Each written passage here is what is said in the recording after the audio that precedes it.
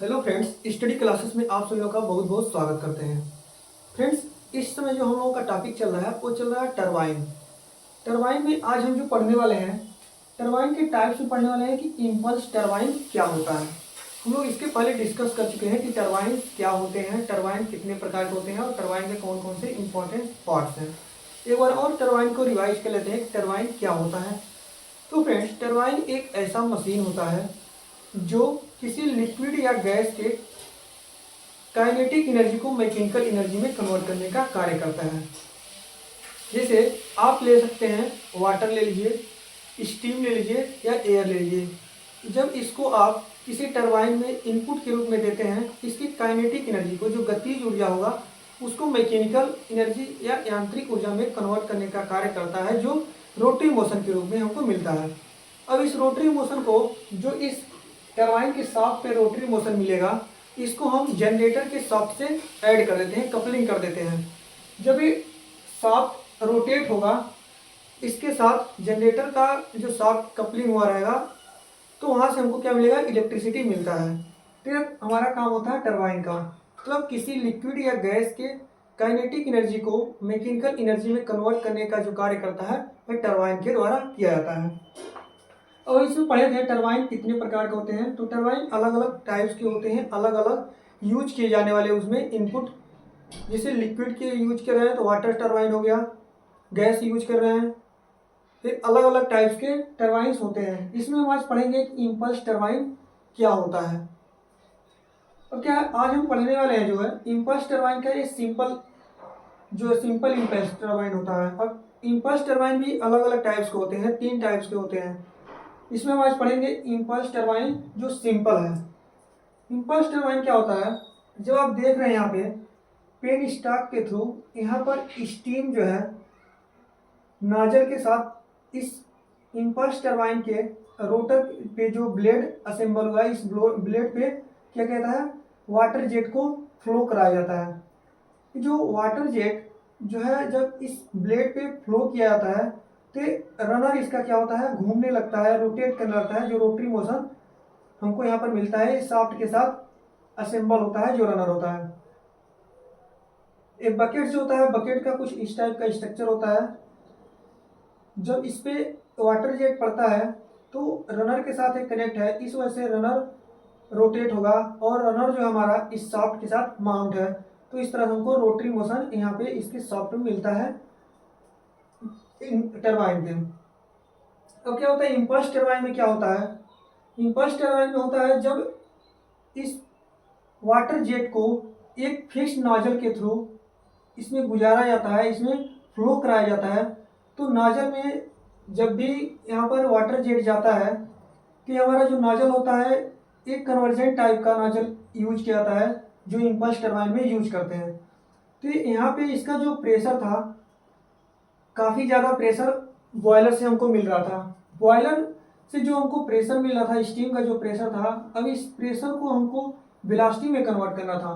तो यहाँ पे कन्वर्जेंट टाइप का नोजल यूज किए, तो हाई वेलोसिटी का हमको यहाँ पर वाटर जेट मिला। इसको हम यहाँ पर मूविंग ब्लेड के, जो जिस भी रनर पे मूविंग ब्लेड फिक्स हुआ है, इस मूविंग ब्लेड पे हाई वेलोसिटी के वाटर जेट को इम्पैक्ट कराया जाता है। यही बार बार यही प्रोसेस जो होता है, इसके थ्रू क्या होता है, ये रनर हमारा जो है घूमने लगता है, रोटरी मोशन करने लगता है।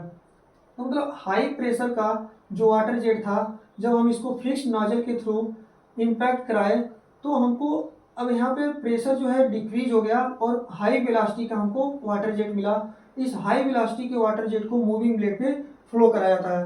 मतलब फिक्स नोजल में जो प्रेशर था वह डाउन हो गया और वेलोसिटी हमारा क्या हो गया, इंक्रीज हो गया। ये होता है इम्पल्स टरबाइन में जो प्रोसेस किया जाता है। ऐसे ही जो इम्पल्स टरबाइन है वो अलग अलग टाइप्स के होते हैं। कहीं पे जो 3 टाइप का इम्पल्स टरबाइन होता है, जो पहला हमारा होता है या compound velocity impulse turbine. Second जो होता है कंपाउंड प्रेशर इम्पल्स टरबाइन। और थर्ड जो इसमें होता है compound velocity and pressure impulse turbine. अब इन तीनों प्रकार का जो इम्पल्स टरबाइन है इसका जरूरत क्यों पड़ा? इसका जरूरत इसलिए पड़ा, जब ये इम्पल्स टरबाइन में हम यहाँ से फिक्स नोजल के थ्रू वाटर जेट को इम्पैक्ट करा रहे थे, तो हमारा जो वाटर जेट का वेलोसिटी था ये 100% हम यूज नहीं कर पा रहे थे। 100% इसका वेलोसिटी हम यूज नहीं कर पा रहे थे।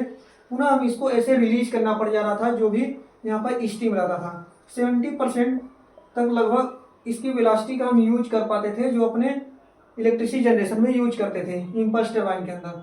तो जो 30% का हमारा काइनेटिक जो 30% का हमारा वेलोसिटी यहाँ पर काइनेटिक एनर्जी लॉस हो रहा था, इसको यूज करने के लिए हमको 3 प्रकार के अलग अलग टाइप्स के इम्पल्स टरबाइन का जरूरत पड़ा, जिसमें हम कंपाउंड वेलोसिटी में क्या करते हैं, जो 30% हमको यहाँ पे काइनेटिक एनर्जी मिल रहा था, इसमें हम बार बार वेलोसिटी को इंक्रीज करके यूज करते हैं। कंपाउंड प्रेशर में जो हमको प्रेशर जो हमारा लॉस जा रहा था उस प्रेशर को यूज करते हैं। और compound velocity and pressure impulse turbine में वेलोसिटी और प्रेशर इन दोनों को कंपाउंड करके अलग अलग तरीके से हम यूज करते हैं। ये जो हमारा 30% यहाँ पर वेलोसिटी लॉस हो रहा था, इसको जब हम कंपाउंड वेलोसिटी इम्पल्स टरबाइन का यूज करते हैं, तो हम सभी लोगों को पता है कि जब भी नोजल से वाटर जेट को इम्पैक्ट कराया जाता है, गुजारा जाता है, तो वहाँ पर प्रेशर डिक्रीज हो जाता है, लेकिन वेलोसिटी क्या होता है, इंक्रीज होता है।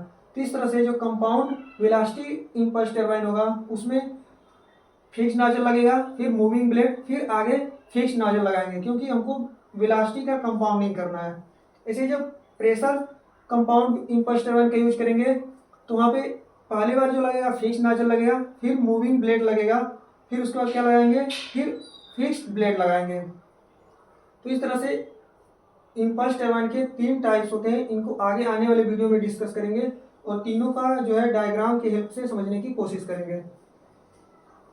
आज की क्लास में बस इतना ही रहते हैं कि इम्पल्स टरबाइन क्या होता है और इम्पल्स टरबाइन का जो डायग्राम है, इस डायग्राम को दोनों को बनाना एग्जाम से काफ़ी ज़्यादा इंपॉर्टेंस रहेगा, क्योंकि बिना डायग्राम का आप लोगों को भी नहीं समझ में आएगा। जो एग्जामिनर रहेगा उसको देखने से पता लगना चाहिए कि हाँ स्टूडेंट्स के अंदर जो है नॉलेज अच्छे से है।